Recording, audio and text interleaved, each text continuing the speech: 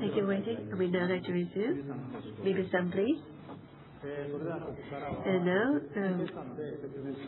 in light of the financial results I explained, I would like to introduce the future direction of Honda's automobile business. With the aim of carbon neutrality by 2050, Honda had been taking initiatives towards the popularization phase of EVs. Yet we decided to discontinue launch of 3 EV models in North America, as we have already announced. This, however, by no means is an indication that Honda is withdrawing from the EV business. We'll continue EV sales in regions such as Japan and Asia to meet local customer needs in line with EV adoption speed. In North America as well, we will carefully monitor market conditions, customer demand, and lay the groundwork to deliver compelling products when the timing is right. And that said, the fundamental issue facing our automobile business is not simply the slowdown in the EV market. In the past, Honda's automobile business underwent deep structural transformations to the point where gasoline, ICE, and hybrid models alone generated close to 1 trillion in operating profit, including EV-related losses. However, in North America, Honda's principal market currently, our profit is down due to failure to fully absorb tax cost burden. And in China and ASEAN countries, where competition is increasingly intense with emerging OEMs, our loss of competitiveness in sales prices and speed of offering new value to market is pushing down unit sales.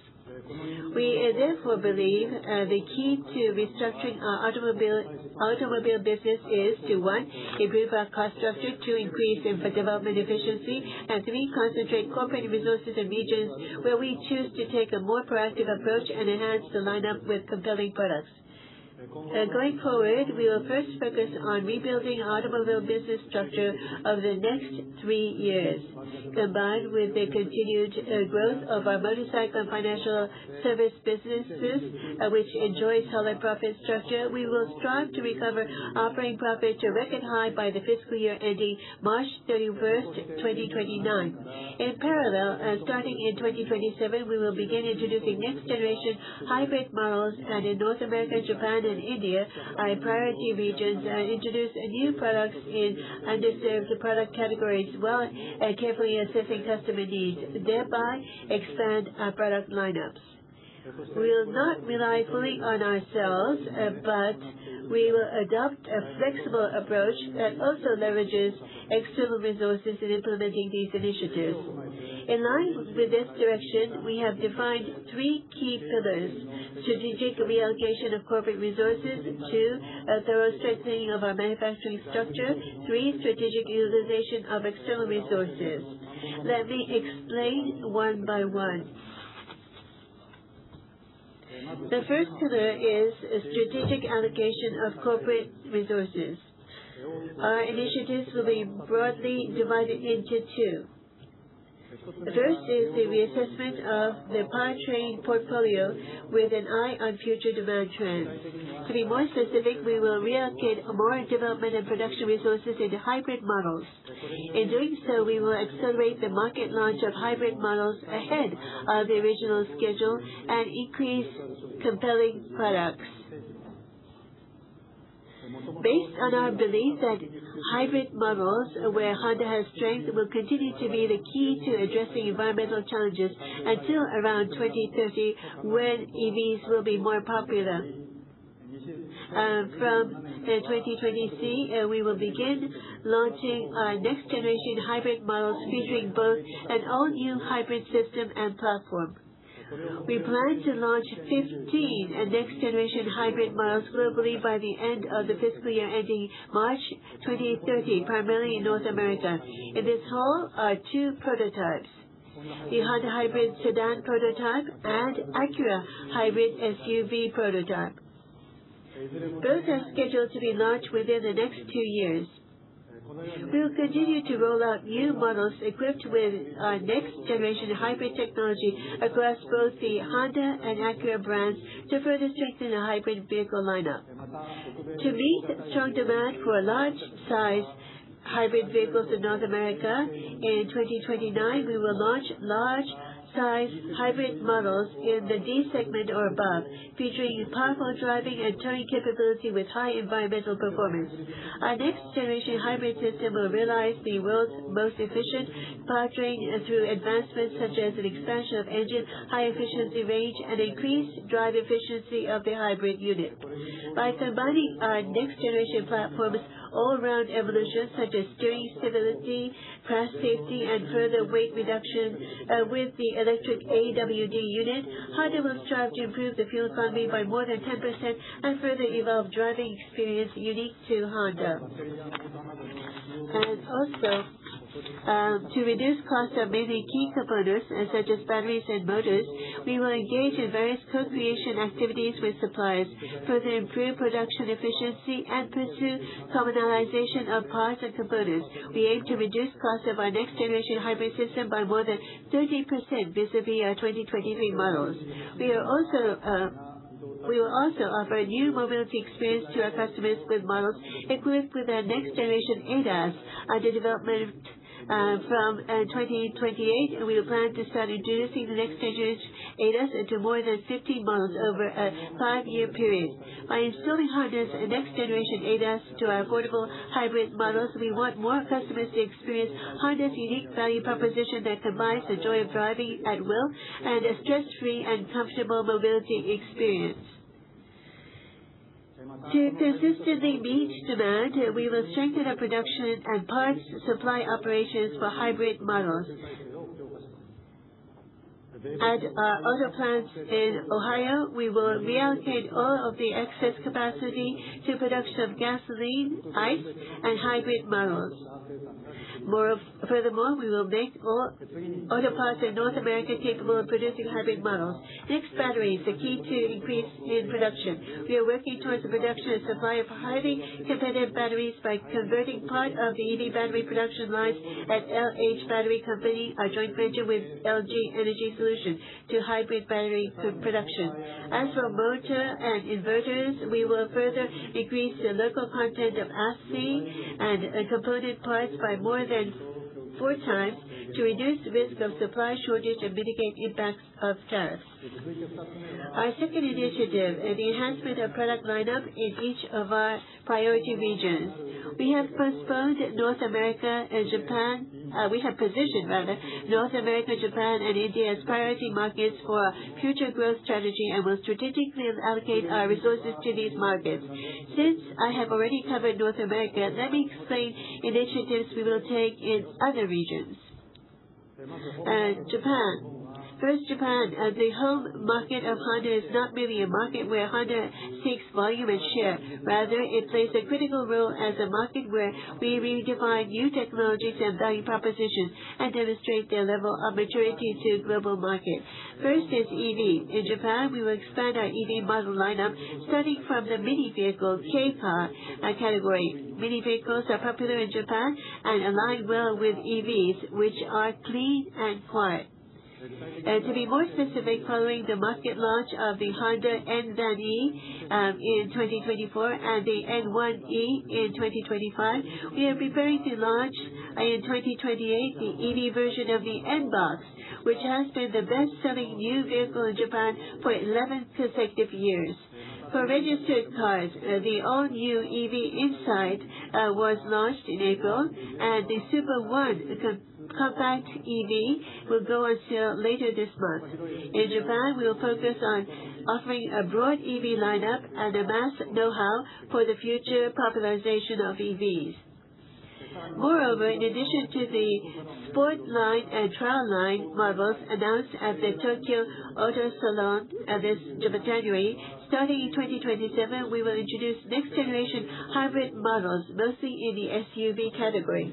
Then, from 2028 onward, starting with the all-new bezel, we will equip our key models with our new next-generation ADAS. Through these initiatives, we will enhance the lineup of high value-added products in all vehicle categories. We will strive to 1. Achieve new vehicle sales greater than the current unit sales, and 2. Establish a solid business foundation. Next is India. India is one of the few markets in the world where growth is expected. However, currently, Honda has presence in only a limited range of product segments and has not been able to fully expand unit sales due to an insufficient number of competitive models in each segment. One contributing factor is that we have not been able to deliver products that meet customer characteristics and preferences in India. It has been our standard practice to develop and sell all products based on global standard performance specifications, regardless of target countries and regions. However, climate conditions, vehicle usage, customer preferences, and others vary significantly from country to country and region to region. Environmental and other regulations are different. Our global standard approach may have been somewhat excessive. Therefore, we will redefine the best specifications that fully match the market environment and customer needs in India. And then, in 2028, we will begin introducing strategic models tailored to the Indian market, seeking optimal balance of performance and price to satisfy customers in India. More specifically, we will launch our strategic models in two categories: vehicles under 4 meters in length, the largest volume segment, and mid-size category. We will proactively utilize local development resources, including external resources, and introduce new models as quickly as possible. The solid motorcycle business will be our key strength in this market. In India, Honda's annual motorcycle sales nears 6 million units and has the largest UIO, unit in operation, and sales network. Honda has also a robust supply chain. In India, the price range of motorcycles is close to the price range of entry-level automobiles. So, we will fully utilize our competitiveness in motorcycle business and strive to grow by steadily capturing customers upgrading from motorcycles to automobiles. Moreover, this April, we established Honda Digital Innovation India, a digital platform company which will utilize the Honda Digital Foundation to address the diverse needs of our customers. We will enhance synergies between our motorcycle and automobile business in India.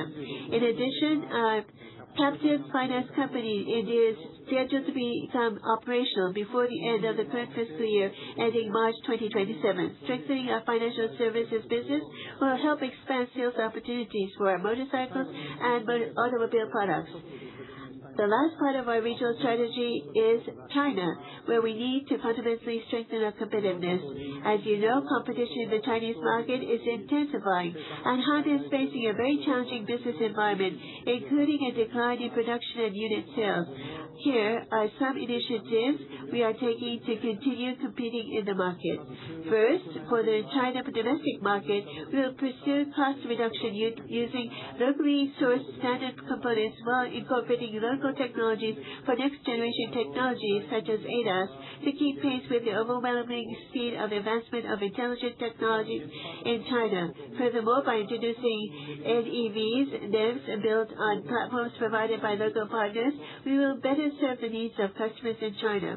We will also apply initiatives to improve development efficiency in China, such as the use of standard components to market outside China to strengthen our products and cost competitiveness in ASEAN and other regions.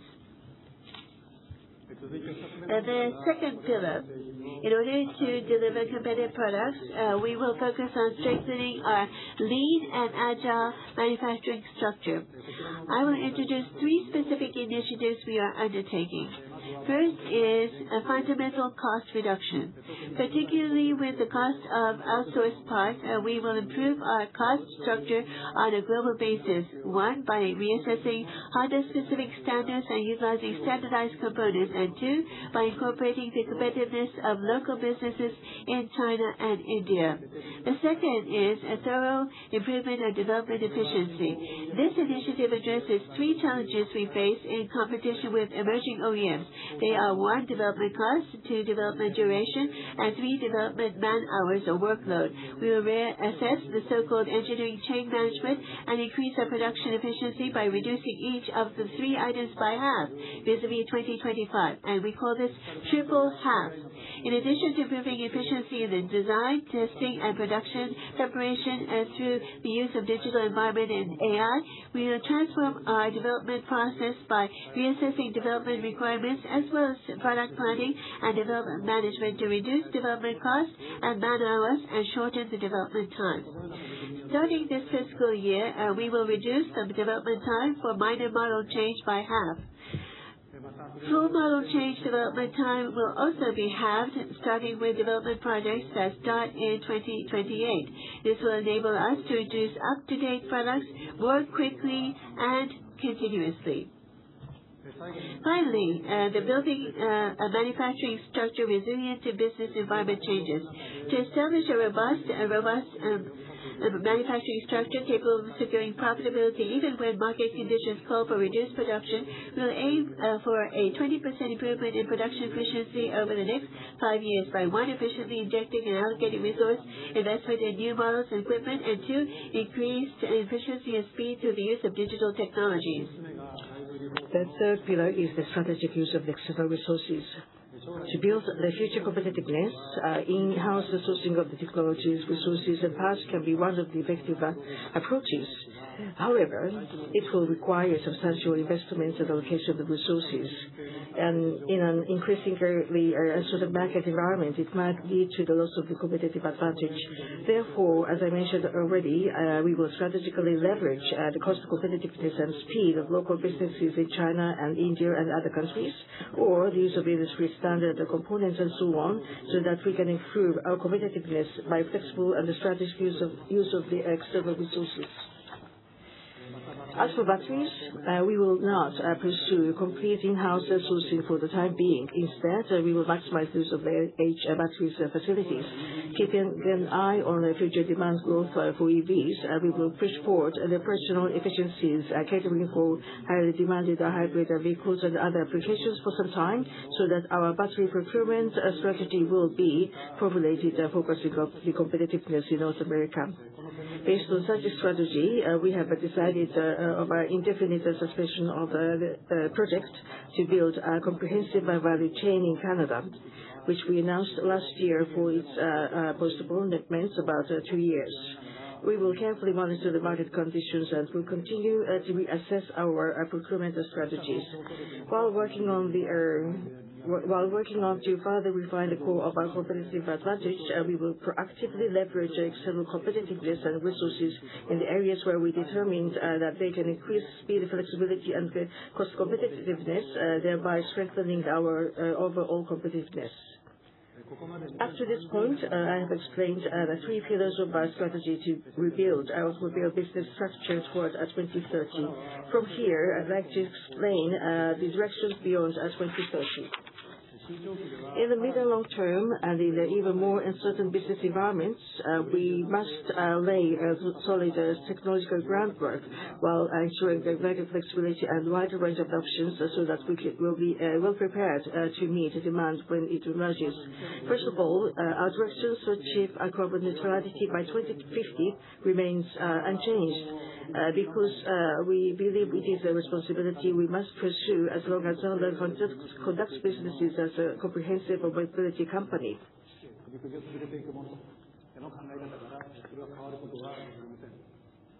Besides, we will carefully assess the market environment demands trends in each region and take a multifaceted approach to achieving carbon neutrality, which we will include not only EVs but also various other technologies such as hybrid vehicles, carbon neutral fuels, carbon offset technologies, and so on. As I mentioned in the beginning, we will continue laying groundwork for the sake of the EV demands that may expand again. And in order to launch compelling products in a timely manner when the time comes, we are continuing to work to prepare for highly competitive EV hardware platforms, as well as the research and development of all solid-state batteries for the future. Furthermore, we continue to pursue initiatives to enhance application of intelligent technology in order to offer new mobility experiences on board. Looking ahead, we will apply Asimo OS, the original vehicle OS of Honda, to a wide range of Honda vehicles from ICE to EVs, so that the value of cross-domain mobilities will improve. Moreover, for the E&E architecture, the key to embodied initiatives, we adopted a domain-based architecture that can flexibly address changes in customer needs and market conditions, as well as the utilization of the external resources. With the adoption of unified software architecture, we will be able to achieve highly efficient development. This will enable us to continually deliver new value to customers in a timely manner while pursuing both flexibility and competitiveness. So far, I have explained the initiatives we are taking for automobile businesses. Now let me move on to the motorcycle business that shows a remarkable growth. As I mentioned earlier, in the financial results announcement, our motorcycle sales for the fiscal year ended March 26 reached 22.1 billion units, which is approximately 40% share of the global market. The global motorcycle market is expected to grow from the current scale of 50 million units to 60 million units by 2030. We will further increase our market share and enhance our presence in the market by introducing products more aligned with the increasingly diverse customer needs and by optimizing production capabilities. For example, India, largest market, our market share is approximately 28% at the end of the fiscal year ending March 26, delivering approximately 5.8 million units. However, customer demand is showing a trend, stepping up from the current most popular 100cc class to 125 or 160 classes. The similar trend is observed in Central South America too. We will steadily address the shift of demands by implementing initiatives to launch attractive products and to enhance the sales network and service capabilities. In Central and South America, emerging motorcycle OEMs from India and China are beginning to strengthen their presence. We will be definitely taking an aggressive approach by taking advantage of the competitive resources leveraged from India and China, just like the automobile segments. Moreover, we will further strengthen production operations to accommodate for global expanding demands in India. We plan to expand our production capacity from the current 6.25 million units to approximately 8 million in 2028, further to build facilities there as an export hub. Though various initiatives such as in-house production of parts, modularization of the chassis, acceleration of the local procurement and so on, cost competitiveness and speed will be enhanced. Thereby, we can expand exports to Central South America, where the conditions of the roads and the customer operations are close to India.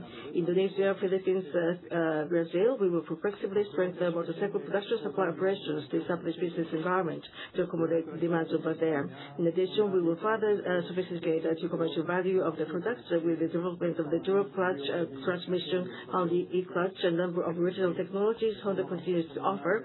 Joy of riding and joy of maneuvering for customers. Going forward, we will create new values with local technologies unique to Honda to differentiate from other emerging competitors. Regarding EVs, growth momentum of the electrification market is slowing as compared to initial projection. Nevertheless, we are observing the case like Vietnam, where the shift to electric models progresses rapidly because of the environmental regulation changes. The outlook of the motorcycle market is uncertain. In India, we will introduce electric motorcycle models that meet customer needs as planned, and proceed with the construction of a factory dedicated to the EV models. The development of EV models will proceed relentlessly, and we will capture changes in the market environment and customer demands, and take a flexible and agile approach to product launches and establishment of production operations. Now, I'll explain our financial strategy in light of what I discussed so far. As I mentioned earlier, over the next 3 years, we will focus on rebuilding our automobile business structure and transform the business into a stable and profitable business. In the meantime, we will continue to make investments for future growth. EV-related investments will be controlled at a certain level while ensuring a readiness to respond quickly to future EV demands. In addition, for hybrid vehicles, we will prepare to enhance our product lineups to the priority markets explained today. As a result of those initiatives, our financial targets of FYE March 29, 2 years from now, we will achieve operating profit beyond 1.4 trillion yen, the all-time high. That is our aim. During 2 years after that, based on the rebuilt business structure, we will introduce compelling products prepared for the priority markets on the basis of such business structure as established. That way, we can enhance the automobile business for growth strategy. In March 2031, 5 years from now, the model launches in new model segments in North America, India, Japan will take effect. Initiatives like triple half in the development domain will be actively showing the results. Thus, our business efficiency will enhance dramatically to aim for a growth target of 10% that has been pursued for long. Now, let me explain our capital allocation plans until FYE March 29. In those 3 years, we will reallocate resources originally scheduled for EVs to the hybrid vehicles, he said. Regarding resource allocation for EVs, though we will continue to prepare for the recovery of the EV demand in the future, for the time being, it will be kept controlled to approximately 0.8 trillion yen level over 3 years. For the softwares, given the software application essential for all, including hybrid models, we plan to allocate the resources approximately 1 trillion yen. That is consistent with the original plan. ICE and hybrid models, we will make a strategic investment for future growth in the priority market. So we can plan to invest a total of 4.4 trillion yen for the 3 years. The investment for those 3 years will be 6.2 trillion yen in total. As for operating cash flow after rent adjustment, due to turnaround of the automobile segment and powerful cash generation of the motorcycle businesses, it will be expected to be more than 7 trillion yen, excluding AV-related losses. Consequently, we will continue to invest for the future growth whilst steadily securing the funds for shareholder returns. After FYE March 2030, we will carefully assess the trend of the EV demands in North America and make decisions for EV investment further. Regarding investment decisions in highly uncertain business environments, we will utilize assets of the past investments or leverage external resources, not persisting on our internal resources only, so that investment efficiencies will be much improved. Finally, regarding dividends. As you can see here, since 2008 global financial crisis, Honda has faced with challenging business environments, Great East Japan earthquake, COVID-19, but we have positioned the stable and continuous dividend payouts as one of our key corporate management priorities. Our payouts have never been reduced, and going forward, we will aim to maintain stable and continuous payouts with a target of a DOE 3%. Though we'll balance the realization of a rebuilding of business structure, efficient investment for future growth and shareholder returns, we will make sure to lead, enhance the corporate values in medium-long-term perspective. Lastly, I'd like to explain the evolution of the corporate governance structures. Since transitioning to company to 3 committees in 2021, Honda has significantly expanded the scope of authority delegated from the board of directors to executive officers, aiming to ensure greater agility in management led by the executive officers. We have strengthened the supervisory functions of each committee and the board of directors through various measures by appointing chairpersons of the 3 committees from independent directors. We have advanced our governance structures according to the external environment. However, our management team recognizes the importance of continuously and consistently seeking the institutionalizing optimal corporate governance structure in the light of the pressures expected by the shareholders and customers.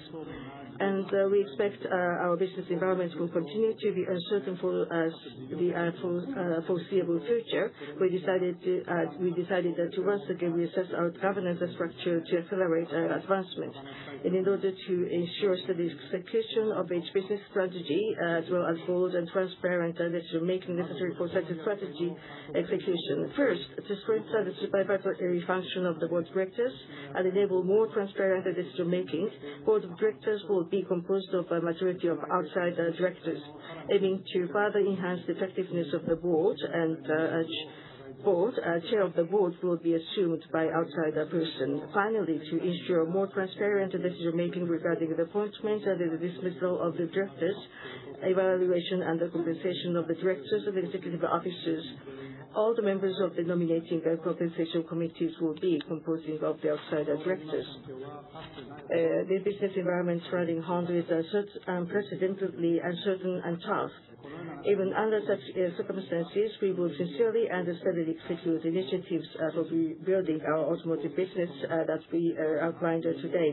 We are committed to achieve a stronger growth strategy with a strong motorcycle business and solid financial foundation. We would like to set up another opportunity before the end of the current fiscal year to share more details about the technologies and strategies for our next generation hybrid models.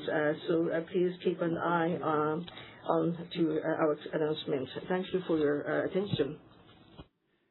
And thank you for listening.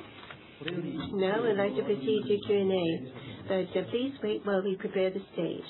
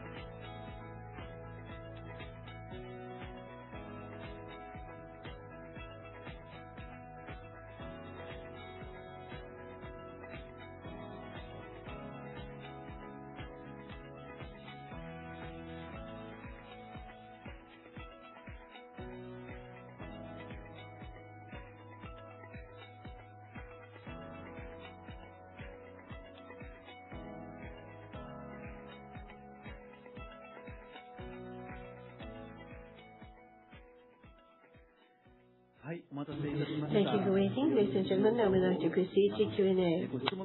Those of you have questions, please wait until the microphone is brought to you. Please raise your hand if you have a question. Please state your name and affiliation before you ask your question. We seek for your cooperation. And also, because of the limited time, please limit your questions to 2 per person. And if possible, please make clear whether it's a question in regards to the business update or the financial results. Those who have questions, please raise your hand. The person is closest to me, the person in the second row here.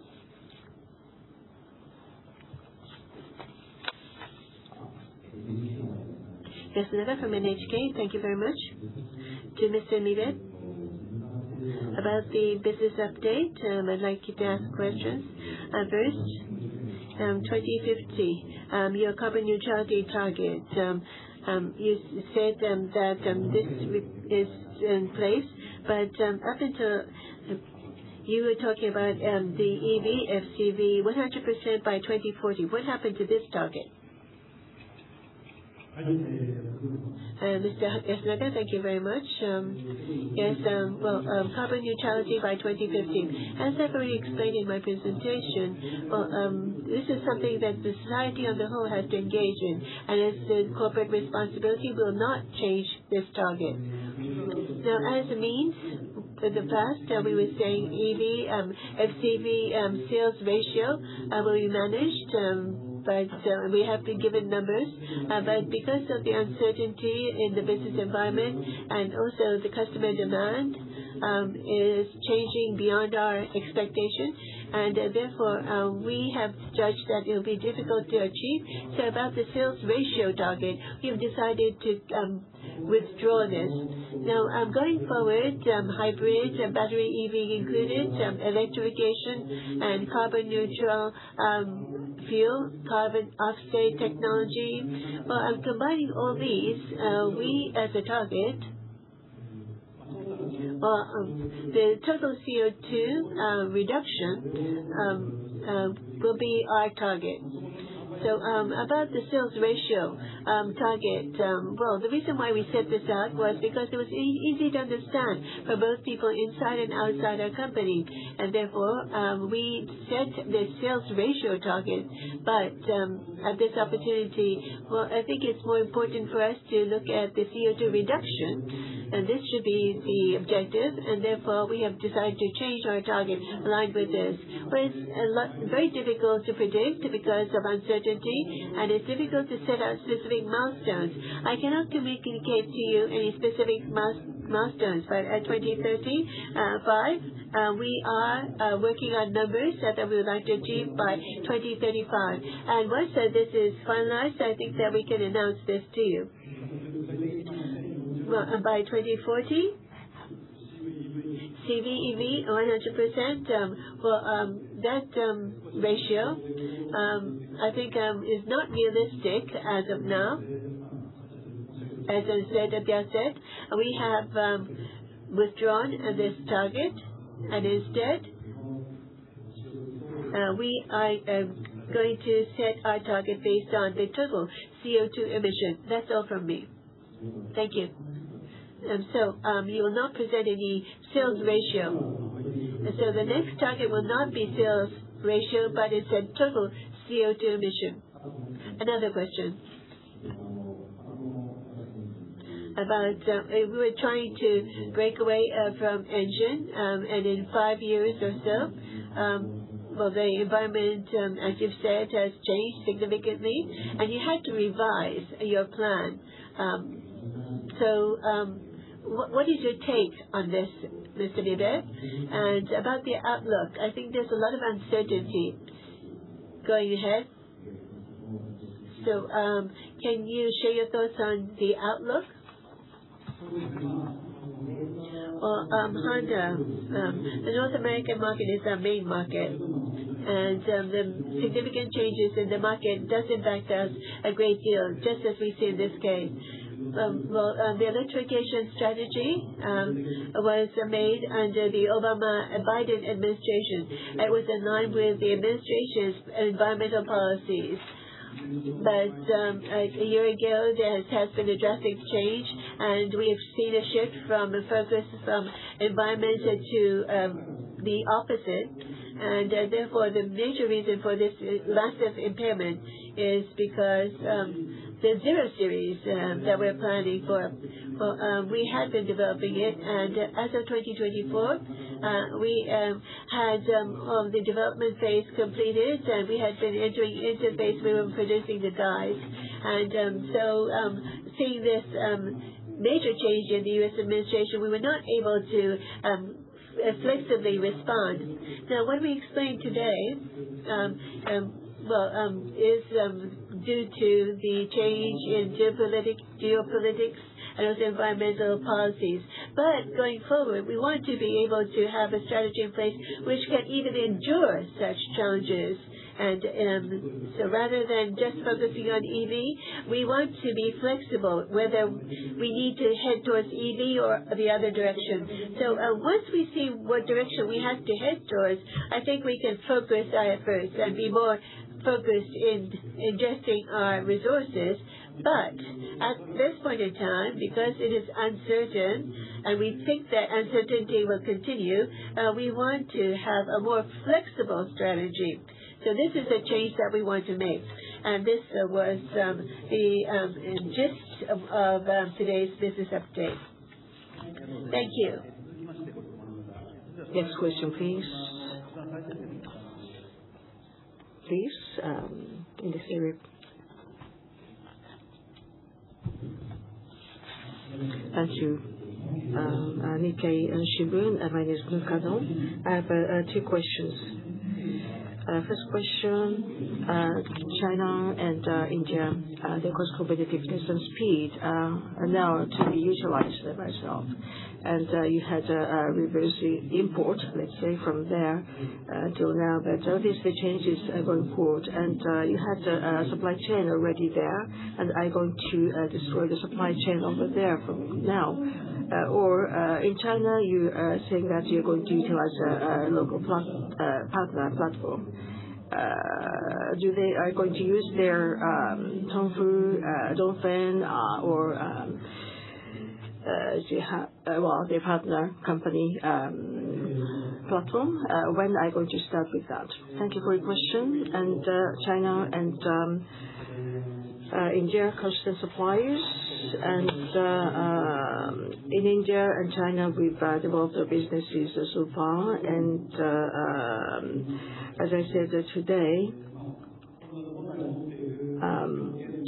Honda has global requirements, and we protected them, and we prioritize the quality to accommodate for that in our production activities, but it was not probably good enough in this area, business today for EV. But now in China and India, there are some standard parts that are suitable for their markets, and there are some track record of utilizing them over there, so we can build our vehicles based on their standard parts. If that is not a problem, we can expand the use of those standard parts components from there to build more vehicles. So we can change idea of Honda a little bit now. And then we can try to look at the cost and the local requirements in a good balance so that we can reduce the cost overall. So first of all, I'd like to check its effectiveness, the approach, the effectiveness in India and China, and then if it works, we can expand it globally. And then what happens to the Japanese suppliers? I think that's your question. So we are not necessarily defining to work with the Chinese suppliers or Indian suppliers only and so on. There is no definite way, because 40% of the market is supported by the emerging competitors, and then they are sort of setting up the competitiveness standard, and we need to change a bit to battle against that. Therefore, as long as they meet with the standard, whoever the supplier of whichever the country, we can work together so that we can improve our commercial value of the products. And I don't want to to mislead. We don't mean that we are going to use more Chinese and Indian suppliers more and more going forward. It does not really mean only that way. They will be giving a kind of the standard as well. And platforms, we are still in the discussions with the partner company, so I cannot give you the details today. But there are two companies only, I suppose. But with partners, we can utilize their platform to build a new product. That is all I can say today. Thank you. One more question. So about HEB. In 2030, you had a target of 2.2 million units. And are you going to keep that target, or do you set new targets? And also the fuel efficiency improvement and the intelligence use. Do you have a profitability target as well, not just those volume targets? So I said that we will strengthen our business in hybrid. And I'm not too sure if I should talk about volume specifically, but based on our plans, 2.2 million, that was the number we had, for which our intent is to try to go and reach 2.5 million. And hybrid plus, of course, we need to get the profits based on the new hybrid system. And we have the hybrid system of 2023, and we are trying to reduce the cost of that by 30% against that year. And I think we could have a 50% cost reduction against that in 27 also, I suppose. And then a new platform will be coming in. Therefore, cost-wise, 10%. And by weight, 90 kilograms reduction expected. Therefore, platform, new hybrid system, both together will give us good businesses and ensure the good Honda vehicle performance. Would that be right? Thank you.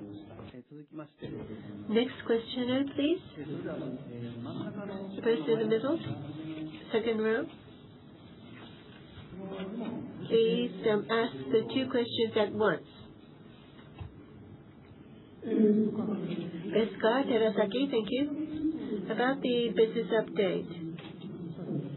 In the next 3 years, ICE hybrid investment 4.4 trillion. This is a huge amount. And so this means that you have an internal combustion engine, but a new engine.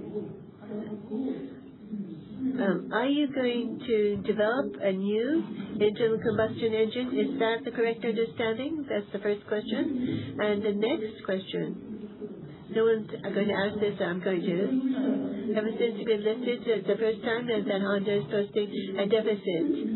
And Mr. Mibe, as president, how do you take your responsibility? Please share with us your thoughts about your responsibility. Well, the first question about hybrid, the engine. Well, up until 2030, we were thinking the business will be mainly focused on hybrid. So, putting aside the deficit this time, we were continuing our development of hybrid. And the first is going to be launched next year, 27, and the performance cost included. I think we are going to see a major advancement. And the engine to be installed, well, this it's not a new framework.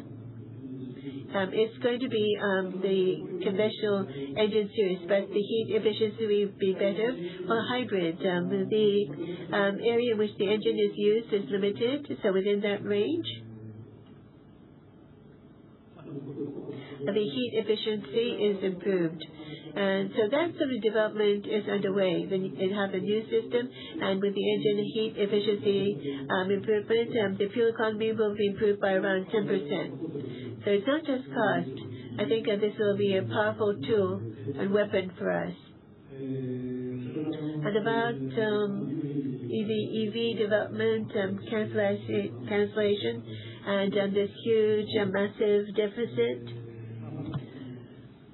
Well, I repeat myself, but we are facing a very harsh business environment, and the automotive industry itself is entering into a major structural transformation period. We also have been prudent and been investing in EV with prudency, but as of 2024 already, the 0 Series, the EV development, the dies were already ordered, and we were preparing at the beginning of 25 to the extent where we could not go back. And so the impact of the tariffs and the easing of the environmental restrictions and also the change in policy has had a major impact on our business. But it was either cancel or sell. And we were following carefully our business environment. And ultimately, GHG regulation was to be abolished.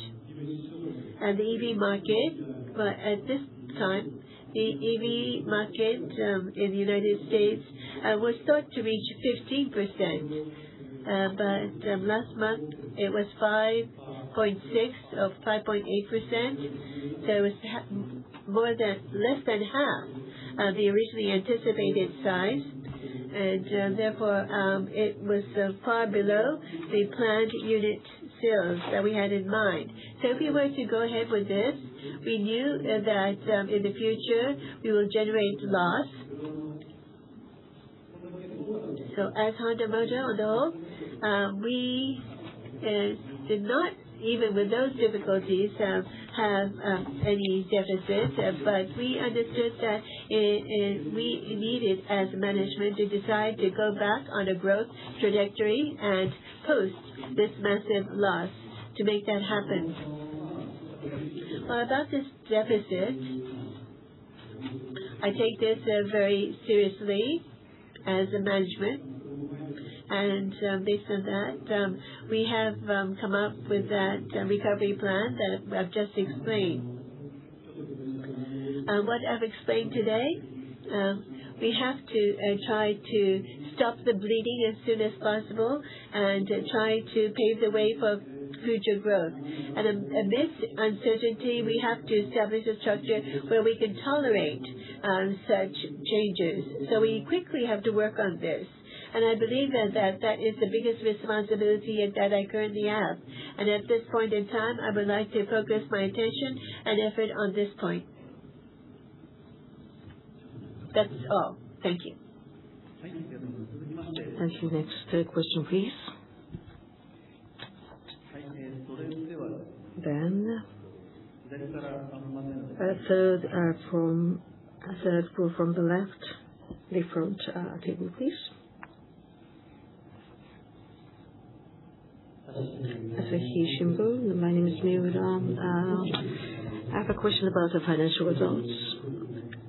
Earlier, you talked about EV deficit, and then in the specific terms, what included, according to your presentation in March, you talked about your compensation for the suppliers and revisiting your development projects and so on.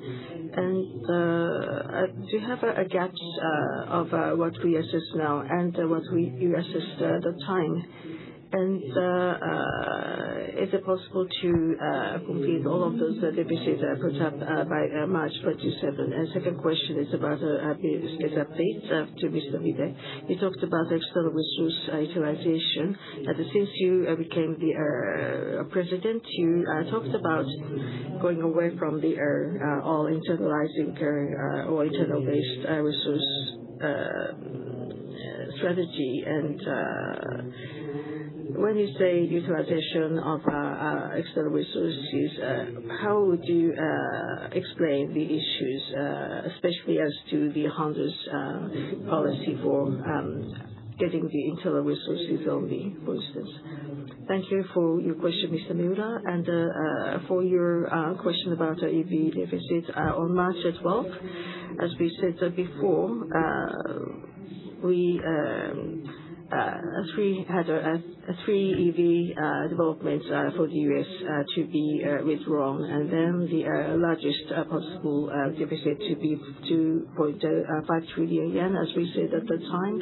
And out of those 2.5, we announced the one for the March 26 in the past term, and idea was 1.3 trillion yen to be recognized for March 26, as according to our announcement in March. And then reality now is that for the March 26, we are now finding out there are some to be putting up in the current fiscal year, not the March 27. But now some of those we were expecting to put up in March 27 is now brought forward to March 26. That means we have higher deficits for March 26. And then out of the deficit for March 26, there are some which are assessed to be lower in terms of their value. Therefore, we have those ups and downs quite equally. Therefore, in March 26, we are ending up with the 1.3 trillion yen deficit recognized in the March 26. That is starting point, let's say. And in the announcement of the financial results earlier, Mibe-san explained about the 500 billion yen deficit to be expected now. And one thing is that originally we were trying to recognize the amount.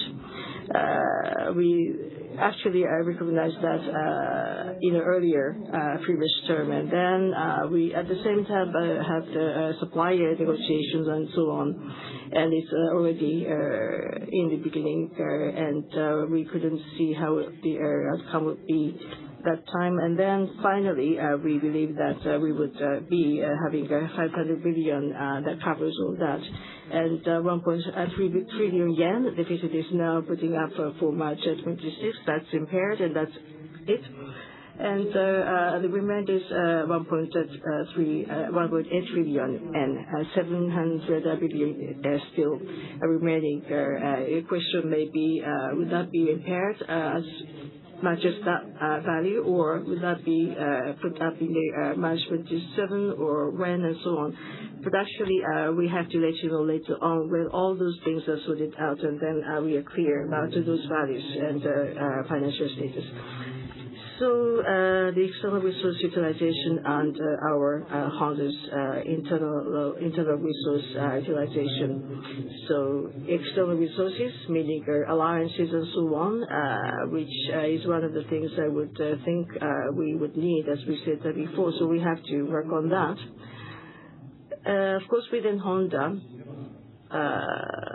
there are, of course, have a basic idea where we want to get our own sources for everything we could support. And then in the businesses like in China, where we have a struggle, we would have our Honda drawings for ICE, and we're working on the cost reduction based on that drawing in China, utilizing resources out there, and we are trying to assess how much cost reduction we could achieve with that. And we know how much we could reduce based on that, and we could use a platform with a partner. And we have a good understanding of how much we could reduce based on that platform with the partner. And now we recognize that we perceive is the standard today in the businesses. And then as long as we're happy with those, we don't have to stick to our principle of getting only Honda sourced technology. So, of course, if we are not willing, we have to make our work, we have to work harder. And then we have to grab the technology and so forth that is ready that way to win. And we already have the measures in place. And now we have to involve those in the field to fight further to win. And of course, depending on the regions, but we are now thinking about positive utilization of the external resources in different places. And then in North America, the question is, could we use that standard from elsewhere in North America? That's another question, but we have to formulate the strategy for the supplies and the supplier value chains and so on, and we are working on that. And then we haven't really touched upon a specific strategy outside of China. We talked about India a bit today, where the parts prices in India is formulated in a different way from that of China. But away from that, we could try to find out and identify the quality standard that can be utilized in all different regions. And if that is acceptable from the cost perspective, of course, we would take it and then utilize that going forward. That is what we wanted to say. Thank you. Next question, please. Please raise your hand. Right.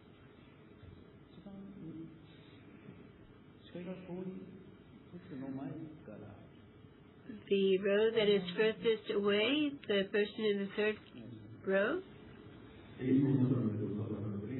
I'm freelancer Watanabe. About the business update, I have two questions.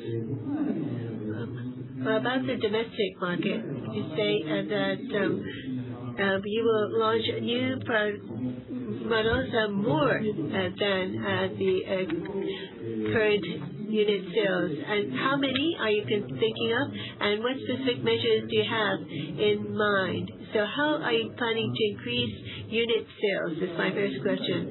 And also, the K ratio is 43%, and the Japan average is 36%, so it's above the average. So the K-centered sales approach, are you going to maintain this, or are you going to reduce the portion of K mini cars, and are you going to introduce more the registered regular passenger cars?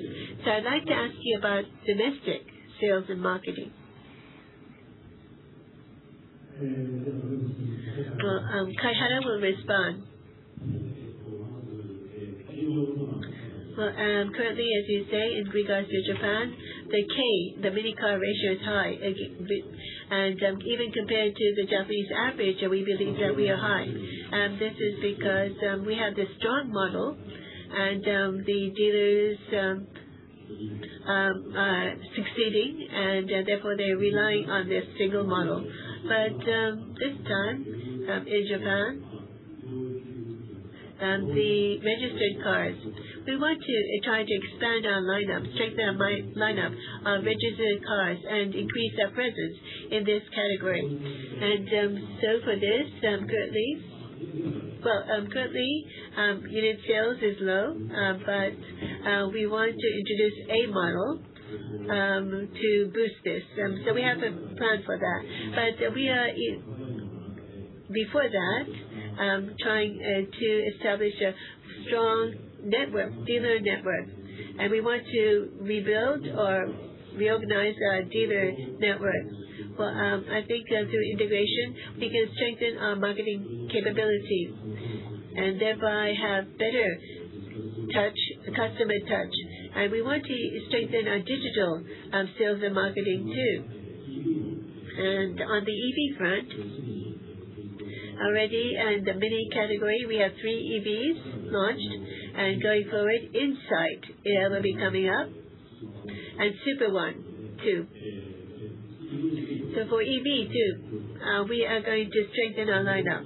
Therefore, for the future EV Japanese market, we want to lay the groundwork so that in the future we'll have EV and hybrid to support our presence in Japan.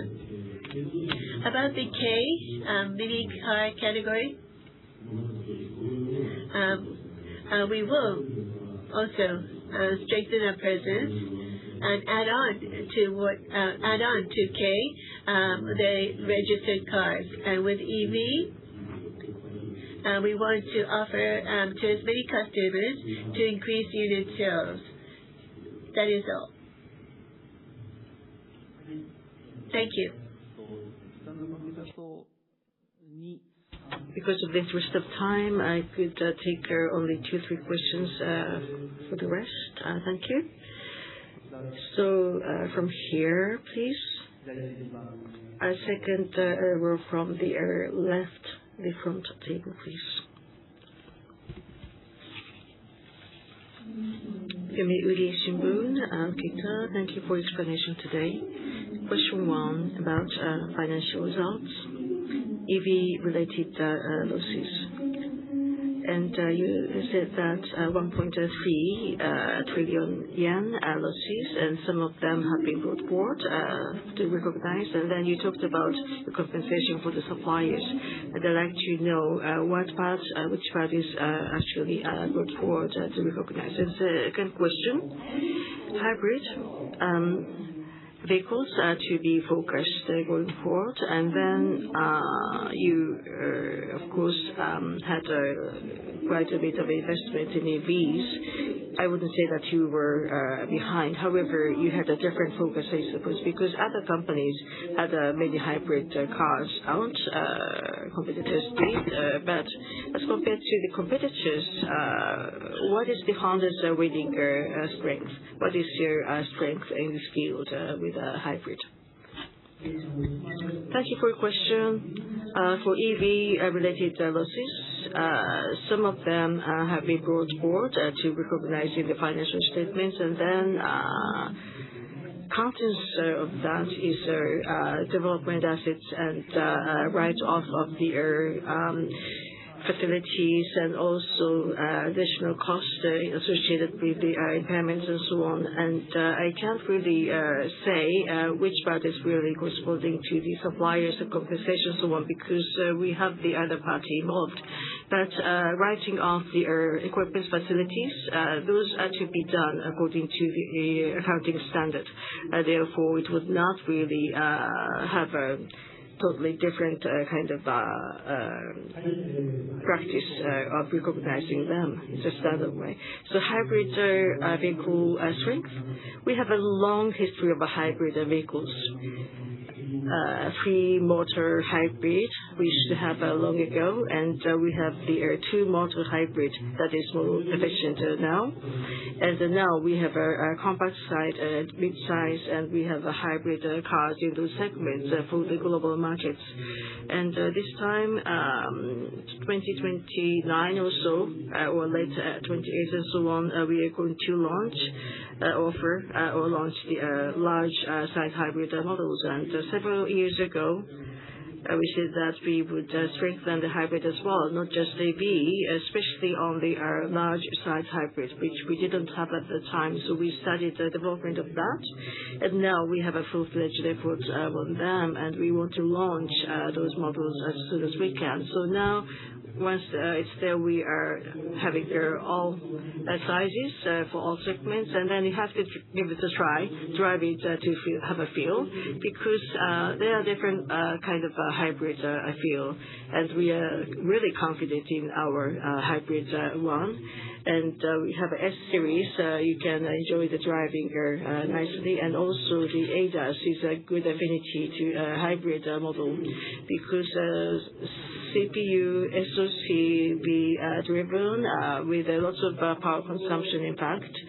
And EVs and plug-in hybrid could be the mainstream for those CPU things. Some hybrid, of course, but we have a strength in the hybrid, especially for the power generation plant. We have a strength as well. We can supply the power too without any problems. Therefore, that could be the good strength to offer, starting with the bezel 28. With that, we can combine the next generation ADAS as well, and we are quite able to do that. So that's the strength, and I wouldn't talk about competitors' products. However, we have an absolute confidence in our hybrid models, and we try to appeal our products so that customers understand its appeal. Thank you very much. Thank you. I see a lot of hands, but I'm sorry. The next person will be the last. And please raise your hand. The person in the middle, the third row, with a white jacket.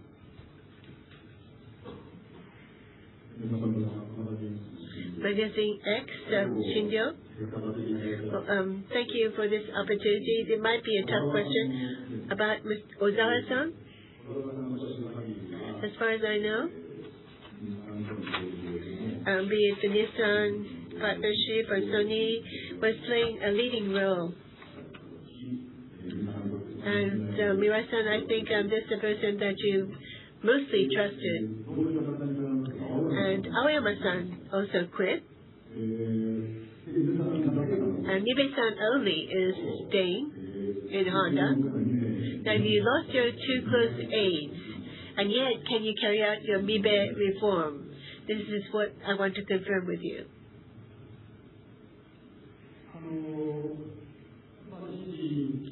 About the personal issues, I think this has been announced. About Ozawa. Well, this change in our strategy over the past 3 years, this has been a very challenging reform. And in addition, this was not mentioned today, but when it comes to our management and operation, DX, AI included, we have been having to do a massive reform. And in Honda, we had few people capable of doing so. So initially, I was taking the lead. And I was the corporate reform leader. But in carrying out this reform, I wanted to focus on this part. And when it came to the digital and others, well, strategy-wise and also operation-wise, or digital AI is something that we cannot avoid. So to strengthen digital AI, Shikama, who has knowledge, is at the top of corporate planning. So in addition to what was explained today, the company's operation will also be changed. And that is the reason why we have decided on this, made this HR decision. So Ozawa will step down as following the shareholders meeting. We have a lot of talent at Honda, and with a new lineup, we would like to continue to strive. Thank you. Thank you very much. And with this, we would like to conclude today's meeting, the financial results and business update. And thank you for your attendance.